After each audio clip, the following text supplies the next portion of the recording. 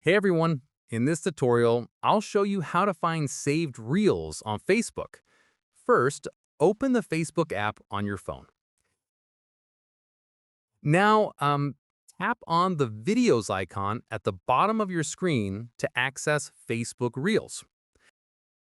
If you want to save any reel, tap the three dots in the bottom right corner, then select Save Video. Choose where you'd like to save it within Facebook.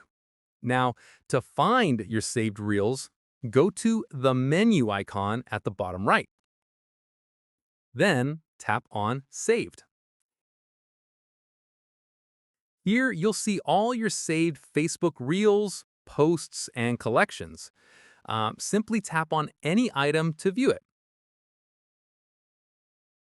You can also unsave posts directly from here if needed.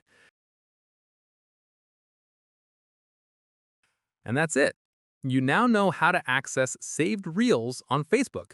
If this helped, please like and subscribe to Knoll Tech for more quick tutorials.